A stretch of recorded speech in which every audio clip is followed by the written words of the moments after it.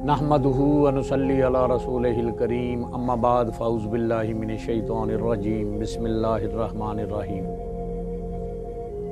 नबी पाक सल्लल्लाहु अलैहि वसल्लम के चचाओं और अहल वयाल के तज़किरा के सिलसिला में जनाब हज़रत अबू तालब अब्द मुनाफ बिन अब्दुल मुत्तलिब रज़ी अल्लाह ताला अन्हु का तज़किरा। जनाब हज़रत अबू तालब रज़ी अल्लाह ताला अन्हु का नाम अब्द मुनाफ था, जबकि अबू तालब उनकी कुनियत थी।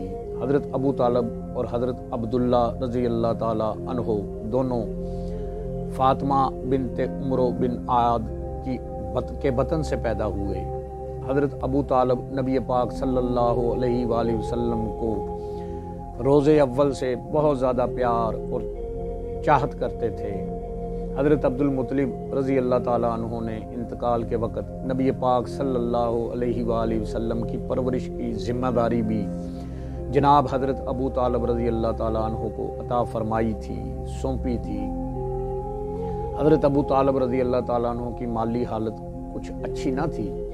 इसके बावजूद आप और आपकी अहलिया फ़ातिमा बिनते असद रज़ी अल्लाह ताला अन्हो ने अपने बच्चों से बढ़कर नबी पाक सल्लल्लाहु अलैहि वसल्लम की देखभाल और जानिसारी का फरीज़ा तहे दिल से अदा किया। इस ज़माने में अरब के अंदर राहबों, काहिनों, जादूगरों, निजुमियों और क़ियाफ़ा शनासों की कसरत थी। लोग किसी ख़ास मज़हब के पैरोकार न थे। चंद नेक तबीयत अफराद अलबत्ता अपनी ज़िंदगी हज़रत इब्राहीम अलैहिस्सलाम के दीन के मुताबिक बसर करने की हर मुमकिन कोशिश करते थे, लेकिन 100% इल्म ना होने के बायस वो भी पूरी तरह दीन हनफिया पर अमल पैरा ना हो पाते। इस सूरत हाल में जो शख्स खुदा की तलाश में निकलता, या तो वो तारके दुनिया होकर वीरानों में जा बैठता, या फिर काहन या क़ियाफ़ा शनास बन जाता। बनी अज़द ख़ानदान क़ियाफ़ा शनासी में बहुत मशहूर था।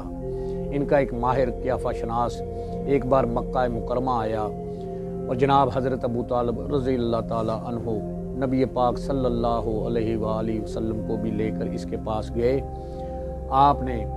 इसने आप सल्लल्लाहु अलैहि वसल्लम को जब एक नज़र देखा तो फिर दूसरे बच्चों को देखने लगा। जब फारग हुआ तो कहने लगा, अभी अभी मैंने एक बच्चा देखा था, इसे मेरे पास लाओ। हज़रत अबू तालब रज़ी अल्लाह ताला अन्हु ने हज़ूर सल्लल्लाहु अलैहि वसल्लम के बारे में इसका इश्तियाक देखा तो आपने नबी करीम सल्लल्लाहु अलैहि वसल्लम को छुपा दिया। वो बार बार इसरार करता कि वो बच्चा मेरे पास लाओ, बाखुदा उसकी शान बड़ी बुलंद होगी। लेकिन जनाब हज़रत अबू तालब रज़ी अल्लाह ताला अन्हु हज़ूर सल्लल्लाहु अलैहि वसल्लम को वहाँ से लेकर चले गए और इसके असरार के बावजूद आपने सल्लल्लाहु अलैहि वसल्लम को उसके सामने ना किया। ये बेपनाह मोहब्बत रसूल का एक नमूना है। हज़ूर सल्लल्लाहु अलैहि वसल्लम को अच्छी तरह इल्म था कि उनके शफीक चचा की माली हालत कमज़ोर है, लिहाजा हज़ूर सल्लल्लाहु अलैहि वसल्लम की उम्र मुबारक 10 साल के लगभग हुई तो आपने लोगों के रेवड़ उजरत पर चराने शुरू कर दिए। इब्न खल्दून की रवायत है के मुताबिक नबी पाक सल्लल्लाहु अलैहि वसल्लम की उम्र मुबारक जब 13 बरस या 17 बरस की थी तो हज़रत अबू तालब रज़ी अल्लाह ताला अन्हु ने तिजारत की गर्ज से शाम जाने की तैयारी की तो हज़ूर सल्लल्लाहु अलैहि वसल्लम ने ऊँटनी की मुहार पकड़ ली और फरमाया, ए चचा जान, आप मुझे किसके सुपुर्द करके जा रहे हैं? मेरा तो ना बाप है, ना माँ है, न शफीक दादा। चनाचा अबू तालब रज़ी अल्लाह ताला अन्हु आपको अपने साथ लेकर रवाना हुए। रास्ते में जर्जी राहब जो बहीरा के नाम से मशहूर था, उसने अपनी खानका के करीब हज़रत अबू तालब रज़ी अल्लाह ताला अन्हु के काफ़िले में आप सल्लल्लाहु अलैहि वसल्लम को पहली नज़र में ही देखकर पहचान लिया कि आप सल्लल्लाहु अलैहि वसल्लम अल्लाह ताला के सच्चे नबी हैं। इसे ख्याल आया कि कुतुब में मरकूम निशानियों के एतबार से इस नौजवान को करीब से भी देखा जाए, लिहाजा उसने सारे काफ़िले की दावत का एहतमाम किया। सारा काफ़िला इसके तर्ज अमल से हैरान था।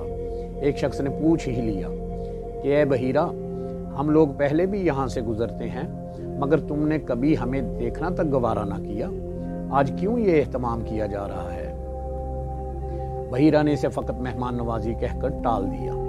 نبی پاک صلی اللہ علیہ وآلہ وسلم کے چچا حارث بن عبد المطلب آپ صلی اللہ علیہ وآلہ وسلم کو بھی دعوت میں لے گئے، جہاں بحیرہ نے نبی پاک صلی اللہ علیہ وآلہ وسلم سے کچھ گفتگو کی۔ اس کے بعد بحیرہ ابو طالب سے مخاطب ہوا، اے سردار، آپ اپنے بھتیجے کو لے کر وطن واپس لوٹ جائیں۔ یہودیوں سے ہر وقت ہوشیار رہیں، اگر انہوں نے اس بچے کو دیکھ لیا تو وہ ان کو پہچان لیں گے اور نقصان پہنچانے کی کوشش کریں گے۔ حضرت ابو طالب رضی اللہ تعالیٰ عنہ اور حضرت حارث رضی اللہ تعالیٰ عنہ دونوں بھائی نبی پاک صلی اللہ علیہ وآلہ وسلم کو جلدی سے لے کر شام پہنچے۔ اپنے کاروبار سے فارغ ہو کر آپ صلی اللہ علیہ وآلہ وسلم کو لے کر مکہ واپس آئے۔ ابو طالب کو اپنے بھتیجے کی نبوت اور حیثیت کا کامل یقین تھا۔ ایک بار مکہ مکرمہ میں قحط سالی تھی، بڑے عرصے سے بارش نہ ہوئی تھی۔ لوگ بنو ہاشم کو ان کی نیک خصلت اور کعبہ کی خدمت کے باعث بزرگ مانتے تھے۔ تمام اہل مکہ حضرت ابو طالب رضی اللہ تعالیٰ عنہ کے پاس آئے اور بارش کے لیے دعا کی درخواست کی۔ جناب حضرت ابو طالب رضی اللہ تعالیٰ عنہ نے حضرت صلی اللہ علیہ وآلہ وسلم جو اس وقت نوخیز جوان تھے انہیں ساتھ لیا اور آپ صلی اللہ علیہ وآلہ وسلم کی پشت کعبہ سے لگا دی، اور پھر آپ صلی اللہ علیہ وآلہ وسلم کے ہاتھ اٹھا کر دعا کی گزارش کی۔ ہاتھ اٹھنے کی دیر تھی کہ سارا مکہ جل تھل ہو گیا اور خوب بارش ہوئی، جس سے فصلیں کاشت کرنے کے لیے زمین تیار ہو گئی۔ نبی پاک صلی اللہ علیہ وآلہ وسلم نے جب دیکھا کہ کثیر العیانی اور تنگ دستی سے ابو طالب رضی اللہ تعالیٰ عنہ کو مشکل پیش آ رہی ہے، تو آپ صلی اللہ علیہ وآلہ وسلم نے اپنے پیارے چچا کی تجویز پر ام المومنین حضرت خدیجہ الکبریٰ رضی اللہ تعالیٰ عنہ کے تجارتی قافلے کو لے کر شام جانے پر امادگی ظاہر کر دی، اور پھر آپ کی دیانت اور معاملہ فہمی سے متاثر ہو کر جناب ام المومنین حضرت خدیجہ رضی اللہ تعالیٰ عنہا نے آپ صلی اللہ علیہ وآلہ وسلم سے نکاح کر لیا۔ حضرت خدیجہ رضی اللہ تعالیٰ عنہ کے ہاں نکاح کا پیغام حضرت ابو طالب رضی اللہ تعالیٰ عنہ خود لے کر گئے، اور نبی پاک صلی اللہ علیہ وآلہ وسلم کے نکاح کا خطبہ بھی جناب حضرت ابو طالب رضی اللہ تعالیٰ عنہ نے دیا۔ خطبے میں انہوں نے کہا کہ سب تعریفیں اللہ تعالیٰ کے لیے ہیں، جس نے ہمیں حضرت ابراہیم علیہ السلام کی اولاد سے، حضرت اسماعیل علیہ السلام کی کھیتی سے، ماد کی نسل سے اور مدر کی اصل سے پیدا فرمایا۔ نیز ہمیں اپنے گھر کا پاسبان اور اپنے حرم کا منتظم مقرر کیا۔ ہمیں ایک ایسا گھر دیا جس کا حج کیا جاتا ہے، اور ایسا حرم بخشا جہاں امن میسر آتا ہے۔ نیز ہمیں لوگوں کا حکمران مقرر فرمایا۔ حمد کے بعد میرا یہ بھتیجا، جس کا نام محمد صلی اللہ علیہ وآلہ وسلم بن عبداللہ ہے، اس کا دنیا کے جس کسی بڑے سے بڑے آدمی کے ساتھ موازنہ کیا جائے گا اس کا پلڑا ہی بھاری ہوگا۔ اگر یہ مالدار نہیں تو کیا ہوا؟ مال تو ایک ڈھلنے والا سایہ ہے اور بدل جانے والی چیز ہے، اور محمد صلی اللہ علیہ وآلہ وسلم جس کی قرابت کو تو خوب جانتے ہو، اس نے خدیجہ بنت خویلد کا رشتہ طلب کیا ہے اور 12.5 اوقیہ سونا مہر مقرر کیا ہے، اور بخدا مستقبل میں اس کی شان بہت بلند ہوگی اور اس کی قدر و منزلت بہت جلیل ہوگی۔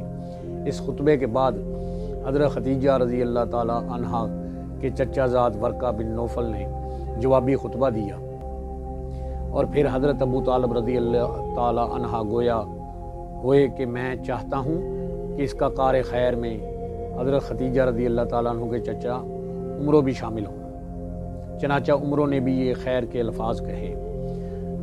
حضرت خدیجہ رضی اللہ تعالیٰ عنہ سے نکاح نبی کریم صلی اللہ علیہ وآلہ وسلم کی زندگی میں بہت بڑی تبدیلی کا سبب بنا، اور اس نکاح کے اثرات بعد میں اسلامی تاریخ پر بھی کئی حوالوں سے بہت نمایاں ہیں۔ اس پاک نکاح کی برکت سے جہاں رسول صلی اللہ علیہ وآلہ وسلم کو مالی امور سے اطمینان حاصل ہوا، وہاں آپ صلی اللہ علیہ وآلہ وسلم کی تمام اولاد بھی حضرت خدیجہ الکبریٰ سلام اللہ علیہ سے ہی پیدا ہوئی۔ لہٰذا ایسے اہم کام میں حضرت ابو طالب رضی اللہ تعالیٰ عنہ کی اس انداز سے شرکت بہت ہی اہم بات ہے۔ نبی کریم صلی اللہ علیہ وآلہ وسلم نے رشتہ داروں کے بعد جب دوسرے لوگوں کو بھی اسلام کی دعوت دینا شروع کی تو قریش نے مناسب سمجھا کہ حضرت ابو طالب رضی اللہ تعالیٰ عنہ سے اس سلسلے میں بات کی جائے۔ چنانچہ قریش کا ایک وفد جس میں عتبہ، شیبہ، پسران عربیہ، ابو سفیان بن حرب بن امیہ، ابو الخجتری، العاص بن حشام، اسود بن مطلب، ابو جہل، ولید بن مغیرہ، نبیہ اور منبع پسران، حجاج بن عامر اور عاص بن وائل شامل تھا۔ انہوں نے کہا، اے ابو طالب، آپ کا بھتیجا ہمارے خداؤں کو برا بھلا کہتا ہے، ہمارے دین میں عیب نکالتا ہے، ہمیں بیوقوف اور ہمارے آباء و اجداد کو گمراہ کہتا ہے۔ یا تو آپ اسے روک لیں یا درمیان سے ہٹ جائیں، ہم خود اسے روک لیں گے۔ حضرت ابو طالب نے انہیں بڑے احسن طریقے سے ٹال دیا۔ پھر نبی پاک صلی اللہ علیہ وآلہ وسلم کی حوصلہ افزائی کے لیے بڑے ہی خوبصورت انداز پیش کیا۔ مثلا ایک بار نبی پاک صلی اللہ علیہ وآلہ وسلم اور حضرت علی کرم اللہ وجہ الکریم نماز پڑھ رہے تھے، جبکہ ابو طالب کے ایک بیٹے جعفر رضی اللہ تعالیٰ عنہ قریب کھڑے تھے۔ ابو طالب نے انہیں کہا کہ تم بھی اپنے بھائی محمد صلی اللہ علیہ وآلہ وسلم کے ساتھ کھڑے ہو جاؤ۔ ذرا تصور کیجئے کہ سارا عرب دعوت اسلام کے باعث جب آپ کی دشمنی پر کمر بستہ ہو چکا تھا، ابو لہب جیسا چچا بھی مخالفین کے ساتھ مل چکا تھا، تو جب حضرت ابو طالب رضی اللہ تعالیٰ عنہ نے جعفر رضی اللہ تعالیٰ عنہ کو جناب نبی کریم حضرت محمد مصطفیٰ صلی اللہ علیہ وآلہ وسلم کے ساتھ عبادت کرنے کا کہا ہوگا تو رسول صلی اللہ علیہ وآلہ وسلم کے دل میں کیسی مسرت ہوئی ہوگی، اور مخالفتوں کے طوفان میں آپ صلی اللہ علیہ وآلہ وسلم کی کیسی حوصلہ افزائی ہوئی ہوگی۔ قریش کے سردار نبی کریم صلی اللہ علیہ وآلہ وسلم کے خلاف طرح طرح کی باتیں اور منصوبے بنانے لگے۔ اب انہوں نے عام لوگوں کو نبی پاک صلی اللہ علیہ وآلہ وسلم کے خلاف مشتعل کرنا شروع کر دیا۔ انہوں نے ایک بار پھر حضرت ابو طالب رضی اللہ تعالیٰ عنہ سے ملاقات کی اور ورشت لہجے میں گفتگو کی۔ اس بار انہوں نے نبی پاک صلی اللہ علیہ وآلہ وسلم کے ساتھ حضرت ابو طالب رضی اللہ تعالیٰ عنہ کو بھی خطرناک نتائج کی دھمکی دی، اور حضور صلی اللہ علیہ وآلہ وسلم تشریف لائے تو حضرت ابو طالب رضی اللہ تعالیٰ عنہ نے قریش کی دھمکیوں اور ارادوں سے آگاہ کیا۔ پھر کہا، اے بھتیجے، مجھ پر بھی رحم کر، اور اپنے آپ پر بھی مجھ پر ایسا بوجھ نہ ڈالو جس کو اٹھانے کی مجھ میں ہمت نہیں ہے۔ نبی پاک صلی اللہ علیہ وآلہ وسلم کو چچا کی یہ گفتگو سن کر خیال گزرا کہ شاید ابو طالب آپ کی مدد اور تعاون سے ہاتھ اٹھانا چاہتے ہیں، اور اب ان میں اتنی ہمت نہیں رہی کہ آپ کا ساتھ دے سکیں۔ اس موقع پر رحمت للعالمین نور مجسم نبی پاک صلی اللہ علیہ وآلہ وسلم کھڑے ہو گئے اور فرمایا، چچا جان، خدا کی قسم، اگر وہ میرے دائیں ہاتھ پر سورج رکھ دیں اور بائیں ہاتھ پر چاند رکھ دیں اور یہ سمجھیں کہ میں اپنا کام ترک کر دوں گا تو یہ ممکن نہیں، حتیٰ کہ اللہ تعالیٰ اس دین کو غلبہ دے دے گا، یا میں اس کے لیے جان دے دوں گا۔ اس وقت تک میں اس کام کو چھوڑنے کے لیے تیار نہیں۔ پیارے بھتیجے کی زبان سے یہ الفاظ سن کر جناب حضرت ابو طالب رضی اللہ تعالیٰ عنہ نے پاس بلایا اور سینے سے لگایا۔ بوڑھے چچا ہچکیاں لے کر رو رہے تھے اور آنسو باتیں کر رہے تھے۔ پھر بولے، اے میرے بھتیجے، تمہارا جو جی چاہے کرو، کہو، میں تمہیں کسی قیمت پر کفار کے حوالے نہیں کروں گا۔ حضرت ابو طالب رضی اللہ تعالیٰ عنہ اب تک تنہا حضور صلی اللہ علیہ وآلہ وسلم کی حمایت پر ڈٹے ہوئے تھے۔ آپ نے ایک قصیدہ لکھا، بنو ہاشم بنو مطلب کی غیرت کو للکارا۔ اس قصیدے کے چند اشعار ملاحظہ کیجیے۔ جب میں نے قوم کو دیکھا کہ ان میں محبت کا نام و نشان باقی نہیں رہا، انہوں نے محبت و قرابت کے سارے رشتے توڑ دیے ہیں، میں نے بیت اللہ شریف کے پاس اپنی قوم اور اپنے بھائیوں کو جمع کیا، اور میں نے بیت اللہ کے سرخ دھاریوں والے غلاف کو پکڑ لیا، اور خانہ خدا کی قسم، تم نے جھوٹ بولا ہے۔ ہم مکہ کو چھوڑ جائیں گے اور یہاں سے کوچ کر جائیں گے، یہاں تک کہ تمہاری حالت مضطرب ہو جائے گی اور تمہاری اینٹ سے اینٹ بجا دی جائے گی، اور ہم اسے تمہارے حوالے کر دیں گے، اس سے بیشتر کہ ہمارے لاشیں اس کے ارد گرد خاک آلود پڑے ہوں، اور ہم اپنے بچوں اور اپنی بیویوں کو بھی فراموش کر چکے ہیں۔ میرا بھتیجا گوری رنگت والا ہے، جس کے چہرے کی برکت سے اللہ بارش فرماتا ہے جب بارش طلب کی جاتی ہے، اور وہ یتیموں کی پناہ گاہ اور بیواؤں کی ناموس کا محافظ ہے۔ یہ وہ جوان مرد ہے جس کی پناہ آل ہاشم کے مفلس لیتے ہیں، پس وہ جب اس کے پاس پہنچ جاتے ہیں تو وہ ان پر اپنے رحم و کرم کی بارش برسا دیتا ہے۔ بنو ہاشم اور بنو مطلب کے افراد کو نبی پاک صلی اللہ علیہ وآلہ وسلم کے دفاع میں متحد کرنے کی یہ کوشش کامیاب ہوئی، اور تمام افراد نے یہ متفقہ عہد کیا کہ وہ اپنی جانیں نبی پاک صلی اللہ علیہ وآلہ وسلم پر قربان کر دیں گے، مگر نبی پاک صلی اللہ علیہ وآلہ وسلم کو کسی قسم کا گزند نہ پہنچنے دیں گے۔ اب قریش اور دیگر کفار رسول صلی اللہ علیہ وآلہ وسلم کے ساتھ ان افراد کے بھی دشمن ہو گئے۔ آخر ابو طالب رضی اللہ تعالیٰ عنہ بنو ہاشم، بنو مطلب اور کچھ دیگر مسلمانوں کو لے کر حضور صلی اللہ علیہ وآلہ وسلم کے ساتھ اس گھاٹی میں منتقل ہو گئے جو شعب بن ہاشم اور شعب بن ابی طالب کہلاتی ہے۔ ابو لہب نے کفار کا ساتھ دیا اور اس پر فخر کیا کرتا تھا۔ قریش چاہتے تھے کہ کوئی غیر قریش نبی کریم صلی اللہ علیہ وآلہ وسلم کو قتل کر دے، اور وہ اس قاتل کو بچانے کے لیے جتنا خون بہا مانگا جائے دے دیں گے۔ اب ذرا ادھر دیکھیں کہ جناب حضرت ابو طالب رضی اللہ تعالیٰ عنہ نبی پاک صلی اللہ علیہ وآلہ وسلم کو کفار سے بچا کر اس گھاٹی میں تو لے آئے، مگر ہر وقت خوف اور اندیشہ رہتا کہ کوئی بدبخت انہیں نقصان نہ پہنچا دے، لہذا جب سارے لوگ سو جاتے تو آپ صلی اللہ علیہ وآلہ وسلم کو ان کے بستر سے کسی ایسی جگہ سلاتے جس کا کسی کو علم نہ ہو، اور رسول صلی اللہ علیہ وآلہ وسلم کے بستر پر اپنے بیٹوں کو سلاتے، اپنے بھائی عباس کو اور اپنے بھائی حمزہ کو سلا دیتے، یا اپنے بیٹوں میں سے کسی کو سلا دیتے۔ قریش نے جب اپنے منصوبوں کو خاک میں ملتا دیکھا تو انہوں نے بنو ہاشم اور بنو مطلب کی سماجی بائیکاٹ کا منصوبہ تیار کر لیا، اور تمام قبیلوں سے عہد لے کر اس عہد نامے کو کعبے کی دیوار پر آویزاں کر دیا، تاکہ دوسرے علاقوں سے آنے والے حجاج بھی اس منصوبے سے شناسائی اور مکمل طور پر جان لیں کہ بنو ہاشم اور بنو مطلب کے ساتھ اہل مکہ نے تمام معاشی رشتے ناتے، کاروبار، لین دین ختم کر دیا ہے۔ اس عہد نامے سے بنو ہاشم کی مظلومیت کا تاثر پھیلنے لگا، اور اب تک جو لوگ نبی کریم صلی اللہ علیہ وآلہ وسلم اور ان کی نبوت سے واقف نہ تھے، ان تک آپ کی تعلیمات کفار کی زبانی پہنچنے لگی، اور لوگوں میں آپ کو دیکھنے اور ملنے کا اشتیاق ٹھاٹھے مارنے لگا۔ کچھ عرصہ بعد اللہ تعالیٰ نے حضور صلی اللہ علیہ وآلہ وسلم کو بتا دیا کہ اس عہد نامے کو دیمک چاٹ گئی ہے۔ نبی پاک صلی اللہ علیہ وآلہ وسلم نے جناب حضرت ابو طالب رضی اللہ تعالیٰ عنہ کو بتایا۔ آپ حیران تھے کہ حضرت صلی اللہ علیہ وآلہ وسلم طویل عرصہ سے کعبہ میں نہیں گئے، نہ یہاں کوئی ملنے آتا ہے، تو انہیں کیسے یہ خبر ہوئی؟ پھر پوچھا، بھتیجے کیا یہ بات اللہ تعالیٰ نے تمہیں بتائی ہے؟ حضور صلی اللہ علیہ وآلہ وسلم نے فرمایا، بے شک۔ حضرت ابو طالب رضی اللہ تعالیٰ عنہ نے کہا، چمکتے ہوئے ستاروں کی قسم، تیری بات بالکل سچ ہے، تو نے کبھی غلط بیانی نہیں کی۔ حضرت ابو طالب چند افراد کے ساتھ حرم شریف میں پہنچے۔ قریش سمجھے یہ معافی مانگنے آئے ہیں۔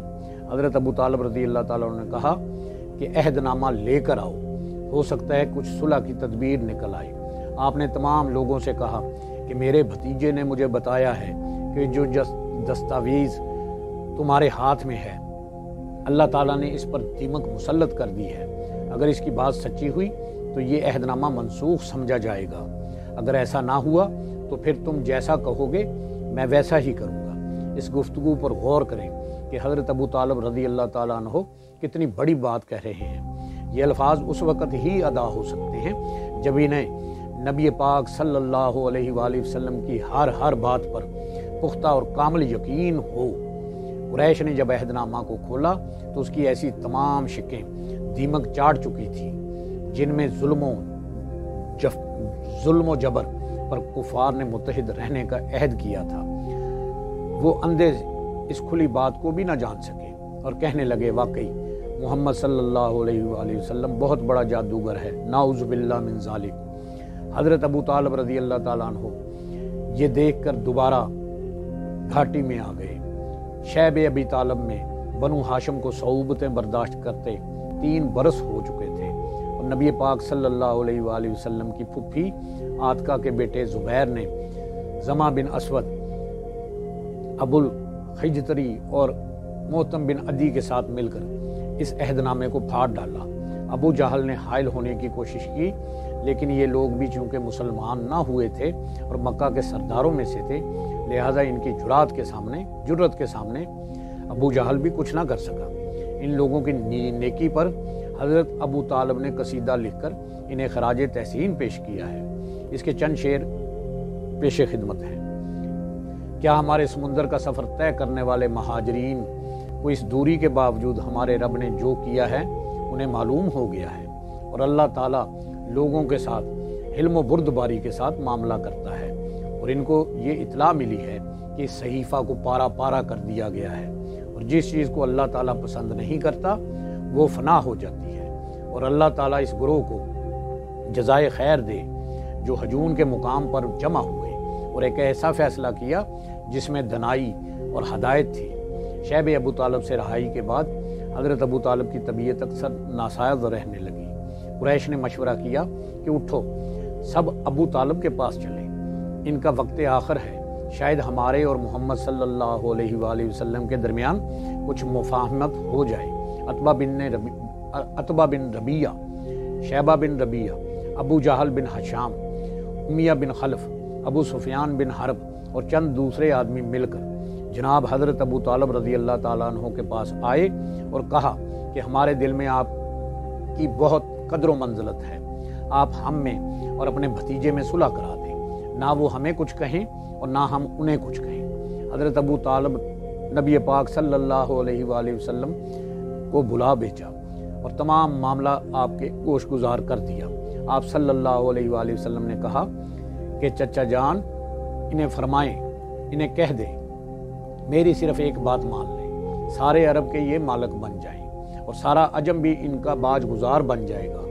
अबू जहल झट बोला, तेरे बाप की कसम, एक बात नहीं, आप ऐसी 10 बातें भी कहेंगे तो हम मानने के लिए तैयार हैं। तो हजूर सल्लल्लाहु अलैहि वसल्लम ने इरशाद फरमाया, यानी इबादत के लायक नहीं सिवाय अल्लाह ताला के, और इसके बगैर तुम जिन माबूदों की परस्तिश करते हो उनको परे फेंक दो। ये सुनकर उनके रंग उड़ गए और कहने लगे, ये शख्स कोई मुतालबा तस्लीम ना करेगा।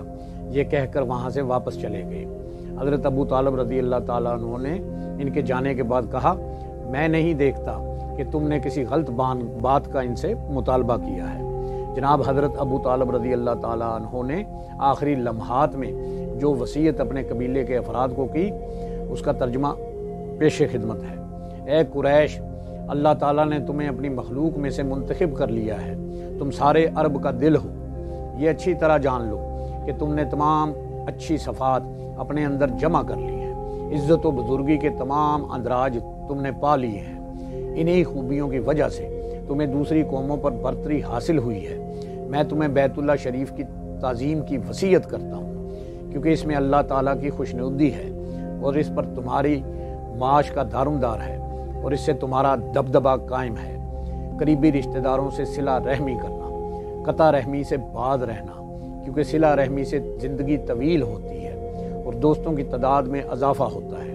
बगावत, सरकशी को तर्क कर देना, क्योंकि इस वजह से पहली कौमें हलाक हुई।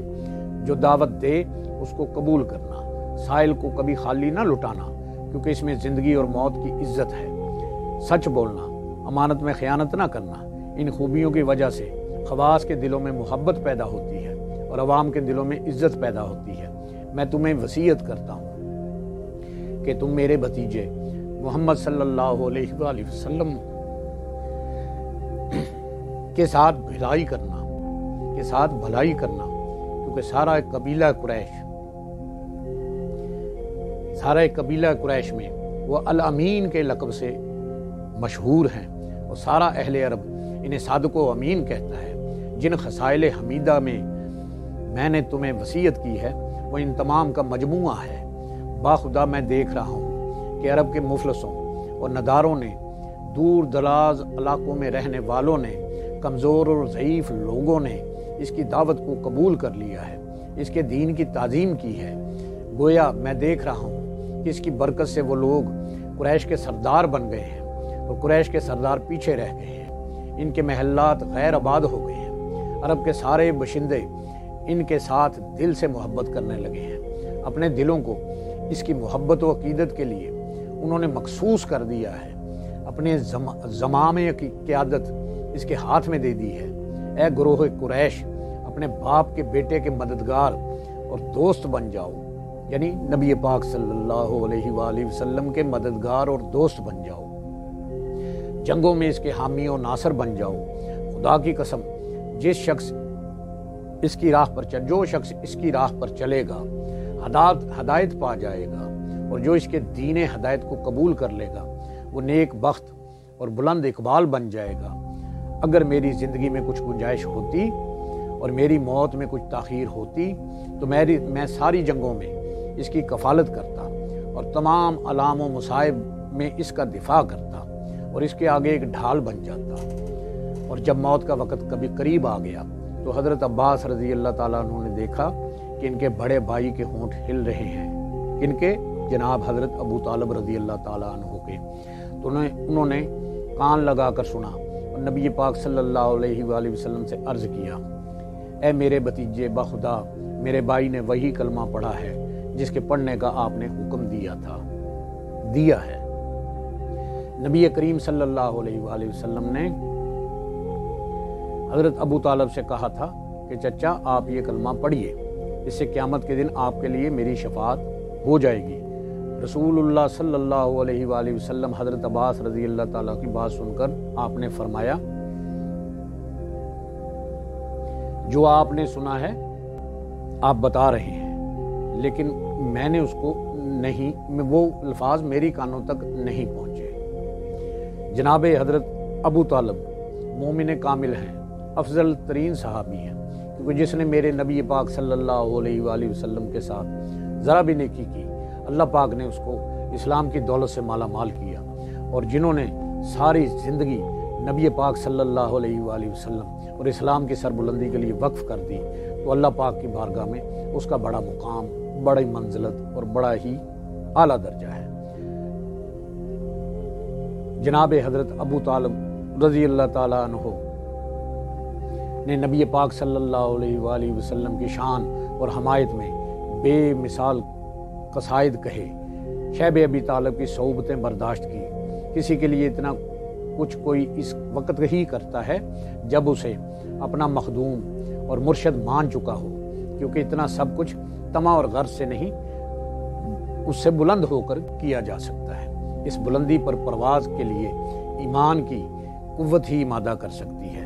لہٰذا جناب حضرت ابو طالب رضی اللہ تعالیٰ عنہ ایمان کے اعلیٰ درجے پر فائز تھے، اور نبی پاک صلی اللہ علیہ وآلہ وسلم کا پیار، محبت، ادب ان کے سینہ میں ٹھاٹھے مارتا موجزن تھا۔ اللہ پاک سے دعا ہے کہ اللہ میں حق بات کہنے کی، حق بات کرنے کی اور سننے کی اور اس پر عمل کرنے کی توفیق عطا فرمائے۔